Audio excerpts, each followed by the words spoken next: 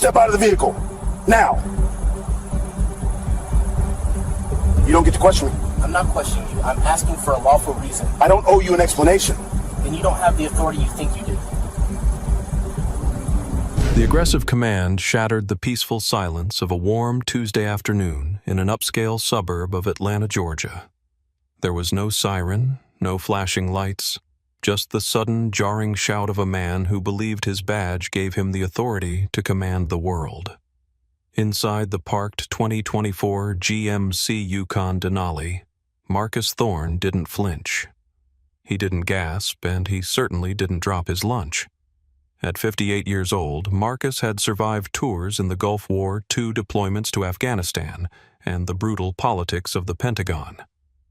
A shouting 20-something with a high and tight haircut and a surplus of adrenaline wasn't going to make his pulse jump. Marcus slowly finished chewing a bite of his turkey and Swiss on rye. He swallowed, wiped his mouth deliberately with a paper napkin, and placed the sandwich on the wrapper spread across the center console. Only then did he slowly place his large callous hands on the top of the steering wheel, fingers spread wide. He looked into the side mirror. Officer Kyle Miller, 27 years old and 3 years into a career marked by complaints of excessive force, was approaching the vehicle with his hand hovering over his holster. "Roll the window down, all the way down," Miller barked, positioning himself slightly behind the B-pillar, a tactical stance designed to protect him from ambush.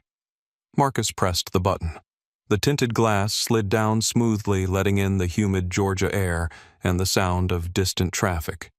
He turned his head slightly to the left, his expression stone cold. He wore a crisp white button-down shirt, the top collar open, and expensive sunglasses. "Is there a problem, officer?" Marcus asked. His voice was a deep baritone, the kind of voice that had commanded battalions and briefed generals. It was calm, measured, and completely devoid of fear. "I told you to drop the food," Miller snapped, leaning in closer, his eyes scanning the interior of the immaculate SUV. "Keep your hands where I can see them. What are you doing here?" "I'm eating my lunch," Marcus replied, his eyes locked on the officer behind the sunglasses. "I have a consulting firm about 3 blocks over. I enjoy the shade of these oak trees. Now I'll ask you again, is there a problem?" "You're the problem, pal," Miller said, his tone dripping with condescension. "We got a call about a suspicious vehicle loitering in the area. High-end SUV, dark tint, idling for 20 minutes. In this neighborhood that stands out. And looking at you, I can see why the neighbors were concerned." Marcus tightened his grip on the wheel slightly, then relaxed. He knew exactly what Miller meant. A black man in a $90,000 truck sitting in a wealthy, predominantly white neighborhood. It was the oldest story in America. "I am parked legally on a public street," Marcus said, his diction precise. "The engine is off. My registration is current. I am not blocking a driveway or a fire hydrant.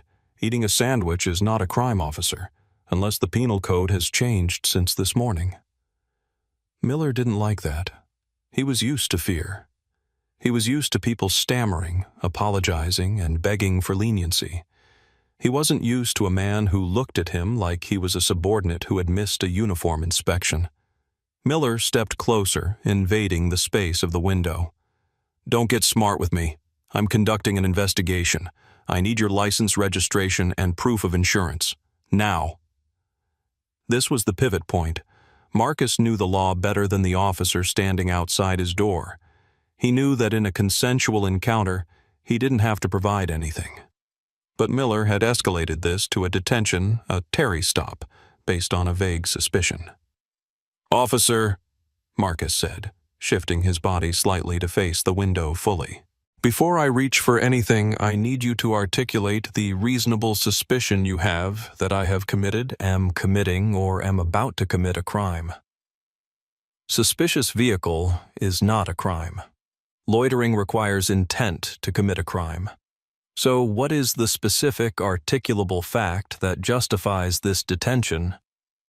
Miller's face flushed a deep red. He wasn't processing the legal argument. He was only processing the defiance. To him, a question was a threat. "I don't have to explain myself to you," Miller spat. "I gave you a lawful order. Produce your identification, or I will remove you from this vehicle and arrest you for obstruction. Do you want to go to jail today over a sandwich?" "I am not going to jail for a sandwich," Marcus replied, his voice dropping an octave, becoming dangerously quiet. "And you are not investigating a crime. You are investigating your own bias. But for your safety and mine, I am going to tell you exactly what I am going to do. I am going to reach into my right back pocket to retrieve my wallet. Do I have your permission to do that?" "Just get the ID." Miller growled, his hand still resting on the grip of his service weapon. Marcus moved with agonizing slowness. He knew that sudden movements were a death sentence in situations like this. He leaned forward, lifted his hip, and pulled out a slim leather wallet. He extracted his Georgia driver's license. He did not hand it over immediately. He held it up against the window glass. "You can see the information right here," Marcus said. "Marcus Thorne. The address is in Stone Mountain. Satisfied?" Miller reached through the window, snatching the card from Marcus's fingers. "I'll decide when I'm satisfied. Stay in the car. Keep your hands on the wheel." Miller walked back to his patrol car, a Dodge Charger parked diagonally behind Marcus's SUV to block him in. As Miller walked away, Marcus looked at the sidewalk. A woman in her mid-40s walking a golden retriever had stopped. She was holding up her phone. Sarah Jenkins had lived in this neighborhood for 10 years, and she knew Marcus. They had met at a charity gala for veterans the year before. She knew exactly who he was, and she knew exactly what was happening. "I'm recording Marcus," Sarah shouted from the safety of the sidewalk about 30 feet away. "I've got everything. You okay?" "I'm fine, Sarah," Marcus called back, not turning his head, keeping his hands visible for the dash cam that was surely recording from the patrol car. "Just keep the camera rolling. Do not intervene." Inside the patrol car, Officer Miller was running the license. The computer screen glowed with the results. Marcus Elias Thorne. Clean record. No warrants. Concealed carry permit active. Vehicle owner Marcus Thorne. Miller stared at the screen. There was nothing. Absolutely nothing to pin on this guy. A smarter officer, a more experienced officer would have walked back, returned the license, apologized for the inconvenience, and thanked the man for his time. But Miller had an ego problem. He felt disrespected. The way Thorne spoke to him like a disappointed father gnawed at him. He couldn't let it go. He needed to find something. He needed to win. He keyed the radio. "Dispatch, show me on a traffic stop at 4th and Elm. Subject is being uncooperative. Can you run a 29 on a Marcus Thorne C if there are any flags not showing on the local database?" "Copy 1-Adam-12. Stand by." Minutes ticked by. In the SUV, the heat was starting to build as the AC was off, but Marcus didn't move to turn the engine on. He sat like a statue. He knew the psychological game Miller was playing. It was called the wait. Make the subject sweat. Make them nervous so they start fidgeting, looking for a weapon or trying to hide something.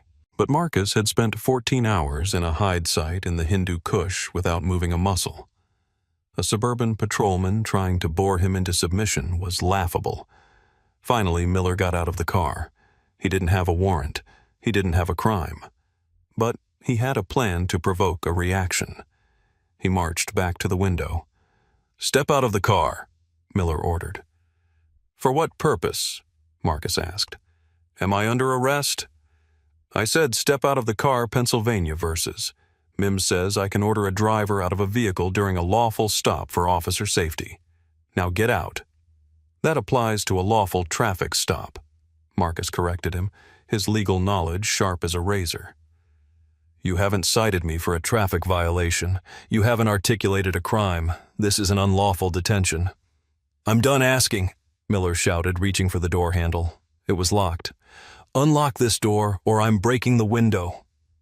Marcus looked at Sarah, ensuring she was capturing this. Then he looked at Miller. I am complying under duress. I am unlocking the door to prevent property damage and physical escalation. But be aware, officer, you are violating my Fourth Amendment rights, and you have lost qualified immunity the moment you dragged this out without cause. Marcus hit the unlock button.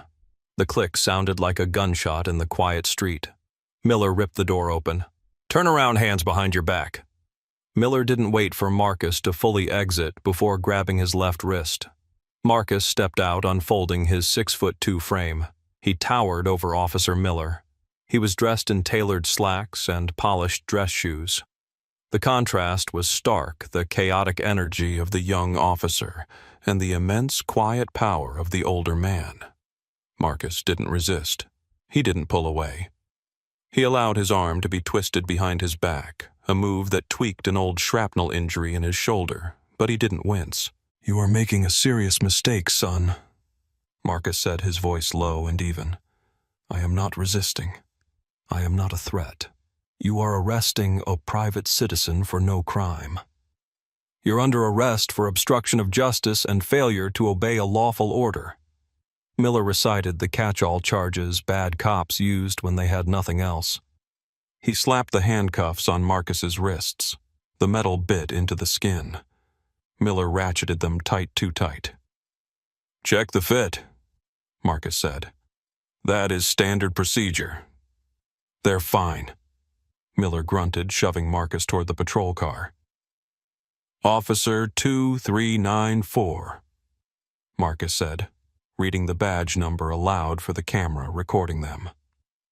"I want it on the record that you have refused to check the tightness of the restraints. You have failed to double lock them. This is punitive. Shut up."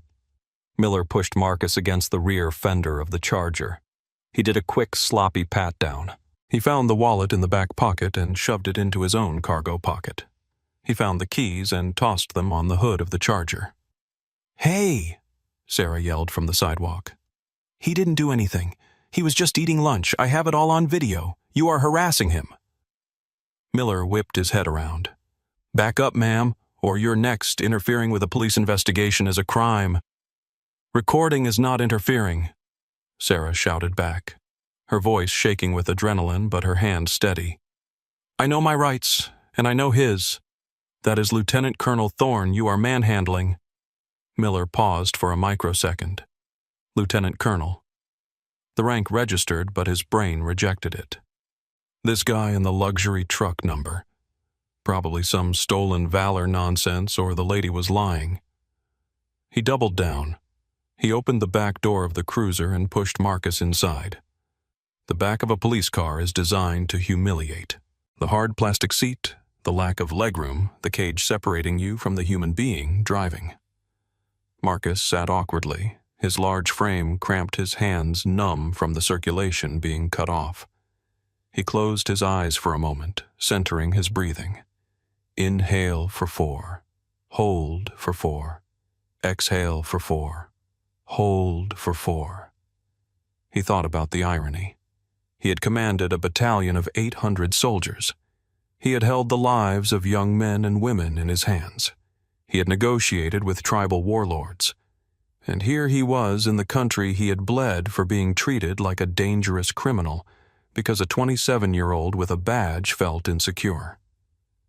Miller got into the driver's seat, slamming the door. The car smelled of stale coffee and sweat. "You really think you're special, don't you?" Miller said, glancing in the rearview mirror. "Lawyer up all you want. In this town, you listen to the police." Marcus opened his eyes. He looked directly into the mirror, catching Miller's gaze. "I don't think I'm Special Officer Miller," Marcus said softly. "I think I'm a citizen with constitutional rights. And I think you have just ended your career. You just don't know it yet."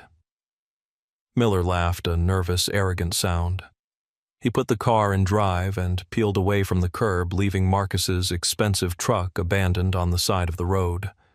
The drive to the precinct took 15 minutes. They were 15 minutes of silence. Miller tried to turn on the radio, playing some aggressive talk radio station, perhaps trying to get a rise out of his prisoner. Marcus simply stared out the window, watching the familiar streets pass by. He saw the high school where his daughter had graduated valedictorian. He saw the library he had donated money to renovate. This was his city. He was a pillar of this community, and he was being driven through it in a cage. When they pulled into the sally port of the police station, the heavy metal doors clanked shut behind them, sealing out the sunlight. The artificial hum of the fluorescent lights took over. Miller hauled Marcus out of the car. "Let's go. Move it." They walked into the processing area. It was a busy afternoon. Other officers were typing reports. A drunk was singing loudly in a holding cell. The smell was a mix of floor wax and misery. Miller paraded Marcus through the room, holding him by the upper arm, a grip that was entirely unnecessary for a compliant suspect. They reached the booking desk. Sitting behind the high counter was Sergeant Thomas Mac McAllister. Mac was 55, a massive man with white hair and a mustache that had been out of regulation since 1995. He had been on the force for 30 years. He had seen it all. He was tired. He was close to retirement, and he had zero patience for rookies making messes. Mac didn't look up immediately. He was finishing paperwork.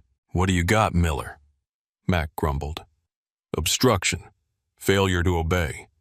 Resisting," Miller announced proudly. "Guy wouldn't ID during a suspicious vehicle check. Started quoting law at me. Thought he could talk his way out of it." Mac looked up. His eyes moved from Miller to the man in handcuffs. The color drained from Mac's face. He stood up so fast his chair rolled back and hit the file cabinet with a loud bang. "Take those cuffs off," Mac said. His voice wasn't a shout. It was a low, dangerous rumble. Miller looked confused.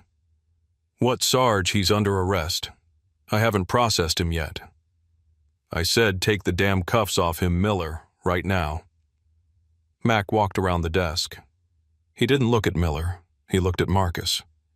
"Colonel Thorne, sir, I don't know what to say." Marcus looked at the sergeant. He recognized him. McAllister had provided security for the Memorial Day parade Marcus had organized 3 years in a row. "Hello, Sergeant McAllister," Marcus said calmly. "I'm afraid your officer here seems to be under the impression that I am a criminal." Miller was frozen. He looked between his sergeant and his prisoner. "Sarge, you know this guy?" "Know him," Mac snapped, snatching the key from Miller's belt. He spun Marcus around and unlocked the cuffs with gentle, apologetic hands. "This is Lieutenant Colonel Marcus Thorne. He's a Silver Star recipient. He sits on the City Council's Civilian Oversight Board. He runs the biggest veteran advocacy firm in the state. Are you out of your mind, Miller?" Miller's mouth opened, but no sound came out. The realization hit him like a physical blow. The suspect wasn't just a random guy in a nice car. He was important. He refused to ID. Miller stammered, his voice jumping up an octave. "He was in a high-crime area. I mean, a suspicious area." "I was eating a sandwich, Sergeant," Marcus said, rubbing his wrists where deep red grooves were visible. "In broad daylight. Officer Miller here couldn't articulate a crime, so he invented one." Sergeant McAllister took a deep breath. He turned to Miller. "Give me his personal effects, now." Miller reached into his cargo pocket and pulled out Marcus's wallet. He handed it to Mac like it was a live grenade. Mac placed the wallet on the counter and opened it. He didn't need to look, but he did it for Miller's benefit. He pulled out the driver's license. Then he pulled out the retired military ID. Finally, he pulled out a small folded card that Marcus kept tucked in the back, a laminate card listing his blood type and his Silver Star citation number. "You see this, Miller?" Mac held up the military ID. "You arrested a field-grade officer who served this country for 30 years. And you arrested him for what hurt feelings. He wouldn't get out of the car." Miller tried to argue, but the fight was leaving him. He was being belligerent. "I have the entire encounter recorded on my phone by a witness," Marcus interjected smoothly. "And I assume your body camera was active. I'm sure the footage will show exactly how belligerent I was." The room had gone quiet. Other officers had stopped working. They were watching. They knew a disaster when they saw one. "Go sit in the break room, Miller," Mac ordered. "Don't speak to anyone.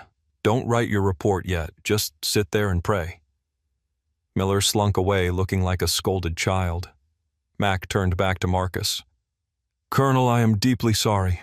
Please come into the office. Can I get you some water, coffee? We can unarrest you right here. It was a mistake, a misunderstanding. We can drive you back to your car immediately." Marcus stood still. He adjusted his cuffs. He looked at the red marks on his wrists. "No, Sergeant," Marcus said. "You cannot unarrest me. The violation has already occurred. I have been deprived of my liberty. I have been assaulted. I have been kidnapped under the color of law. You are going to book me." Mac blinked.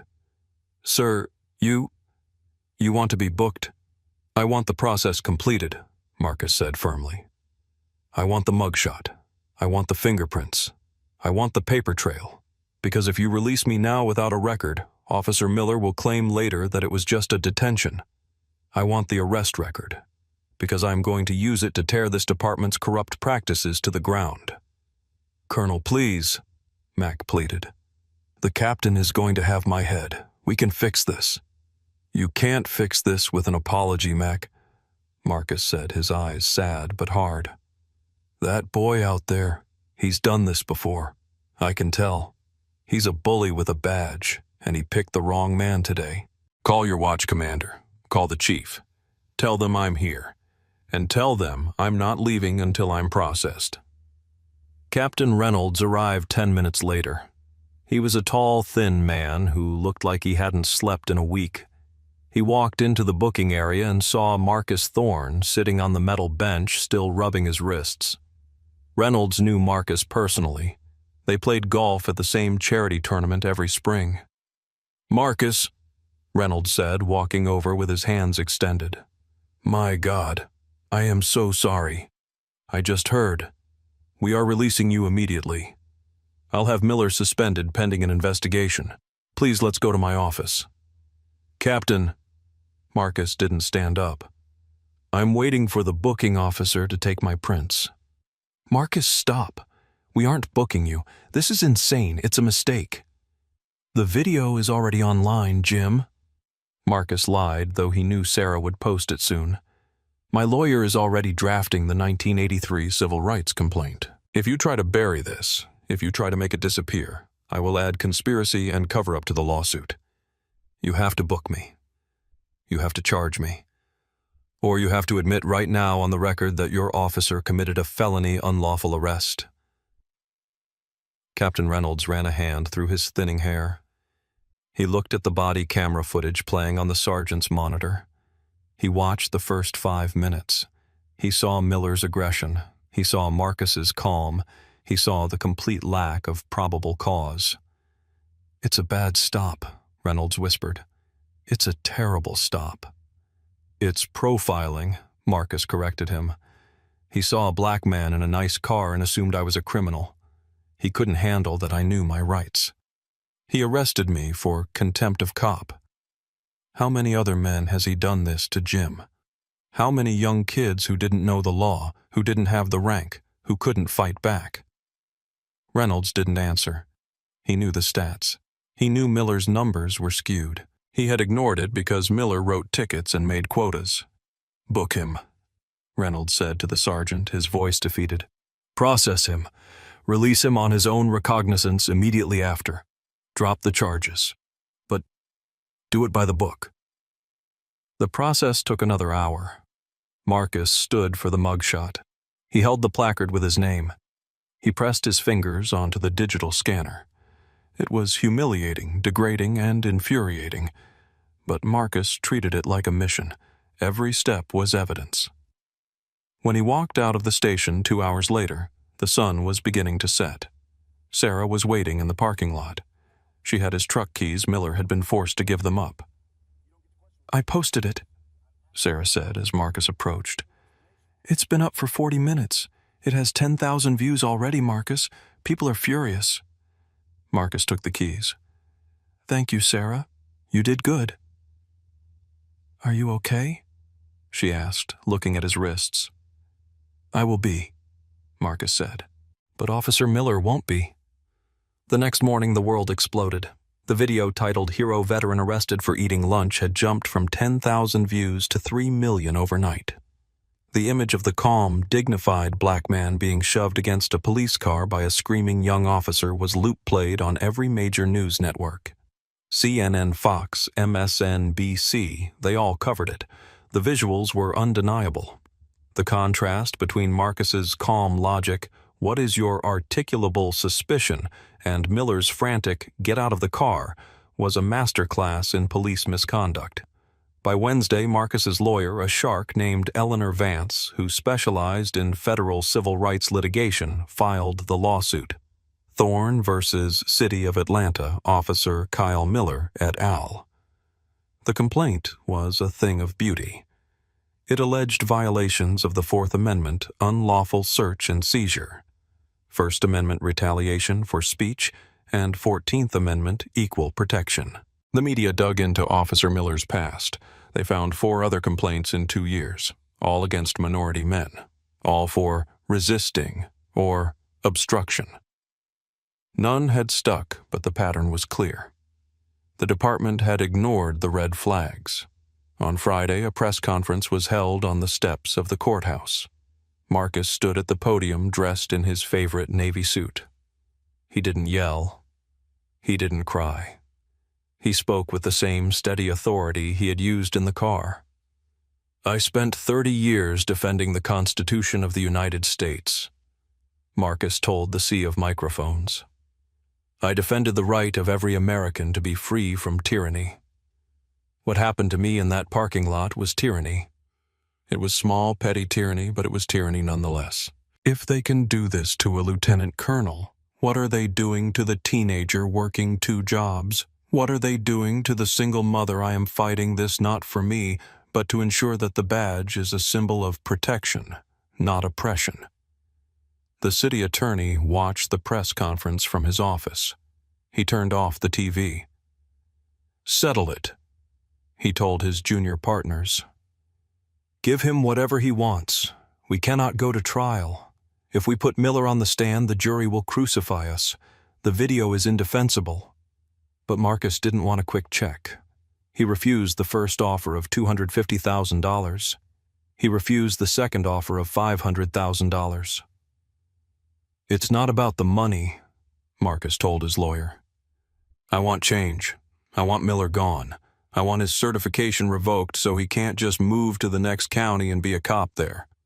I want mandatory constitutional law training for every officer in that precinct conducted by an outside agency."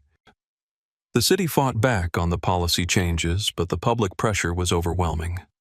Protests had started outside the precinct. Veterans groups were marching. The Army Times ran a feature story. The city buckled. 6 months later, the settlement was finalized. The city agreed to pay Marcus Thorne $1.3 million in damages. But the non-monetary terms were the real victory. Officer Kyle Miller was fired and decertified by the Georgia Peace Officer Standards and Training Council. He would never carry a badge again. Captain Reynolds was forced into early retirement. The department implemented the Thorne Protocol, a mandatory checklist for all interactions requiring officers to state the specific reasonable suspicion on body camera before initiating a detention.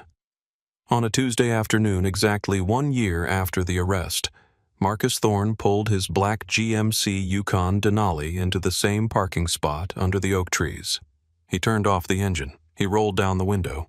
The air was cool, autumn leaves drifting across the hood of his truck. He reached into the passenger seat and picked up a brown paper bag. He unwrapped a turkey and Swiss on rye. He took a bite. It tasted like freedom. But as he chewed, Marcus looked around. He saw a police cruiser drive by slowly. The officer inside, a young woman, looked at the truck.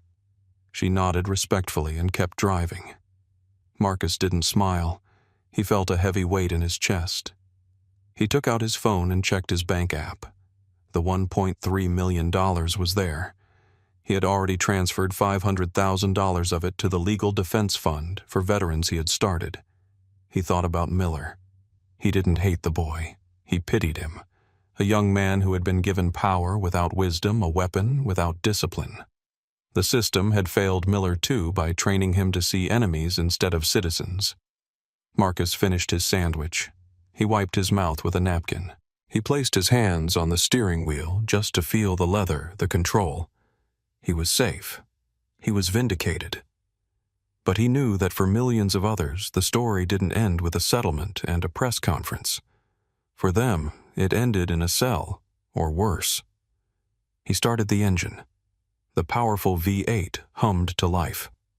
Marcus Thorne, Lieutenant Colonel U.S. Army retired, put the truck in gear and drove away back to his work, back to the fight. This story wasn't just about a sandwich. It was about the fragility of our rights and the power of knowing them. Marcus Thorne had the rank, the resources, and the presence of mind to survive that encounter and turn it into justice. But what if he had been someone else? What is your biggest takeaway from this story? Do you think the $1.3 million settlement was enough to pay for the humiliation, or should the price for violating civil rights be even higher?